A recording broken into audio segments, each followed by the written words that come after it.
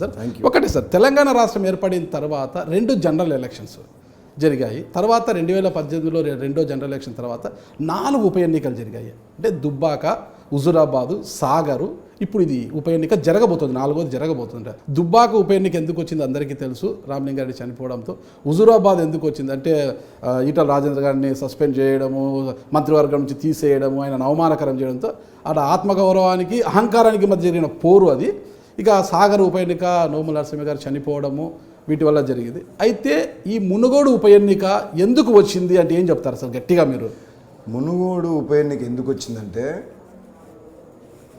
కేసీఆర్ అహంకారానికి దెబ్బ కొట్టాలంటే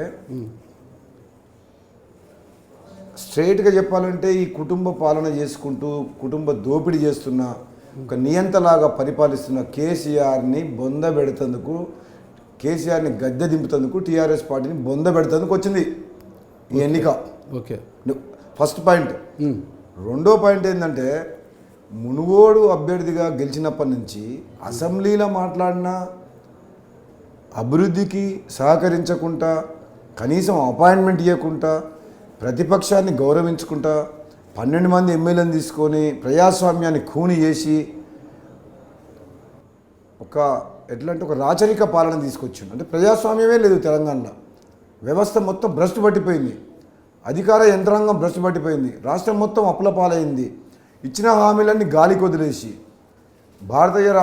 భారతదేశంలో పార్టీ పెడతా అని చెప్పి తెలంగాణ మొత్తం అప్పులపాలైపోయి, ఇటువంటి పరిస్థితుల్లో తెలంగాణని కాపాడుకోవాలంటే కేసీఆర్ కుటుంబ పాలన పోవలసిందే.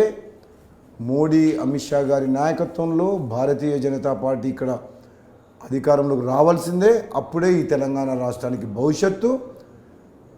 ఆర్థిక సంక్షోభంలో ఉండి జీతాలు ఇవ్వలేని పరిస్థితి నుంచి మళ్ళీ బయటపడాలంటే వేరే మార్గం లేదు. ఇప్పుడున్న పరిస్థితుల్లో భారతీయ జనతా పార్టీనే ఈ తెలంగాణకు శ్రీరామ. మీరు చెప్తుంది వాస్తవం. మీరు అన్నారనమాట, నేను గెలిచిన 15 రోజుల్లో కేసీఆర్ సర్కార్ పడిపోతుంది అని మీరు అంటున్నారు. ఇక్కడ ఉప ఎన్నిక వచ్చింది, కాంగ్రెస్ పార్టీ అభ్యర్థిగా మీరు ఎమ్మెల్యేగా ఉండగా మీరు రాజీనామా చేసి ఉప ఎన్నిక వచ్చింది ఇక్కడ. అంటే ఇది కాంగ్రెస్ సీటు మునుగోడు అనేది కాదు. ఎవరు చెప్పారు మీరు కాంగ్రెస్ సీట్ అని? ఒక్కటి కాంగ్రెస్ ఖాతాలో ఉండింది కదా ఇది. మీరు రాజగోపాల్ రెడ్డి గారు కాంగ్రెస్ పార్టీ ఎమ్మెల్యేగా ఉన్నారు. కాంగ్రెస్ పార్టీ ఎమ్మెల్యేగా ఉండగా అంటే నేను చెప్తున్నా ఇది కాంగ్రెస్ సీటు. ఒకవేళ కాంగ్రెస్ గెలిస్తే వాళ్ళ స్థానం వాళ్ళకు ఉంటుంది. బీజేపీ గెలిచినా, టీఆర్ఎస్ గెలిచినా యాడ్ అవుతుంది, ఒక సీట్ యాడ్ అవుతుంది. దానివల్ల ఒకవేళ టీఆర్ఎస్ ఓడిపోయి మీరు గెలిచినా నాగరాజు గారు మీరు ఏం మాట్లాడుతున్నారు చెప్పండి. ఇది పార్టీల మధ్యన పోరు కాదు. ఓకే, కేసీఆర్ కుటుంబానికి 4 కోట్ల తెలంగాణ ప్రజలు నడుస్తున్న ధర్మయుద్ధం. నేను అదే చెప్తున్నా.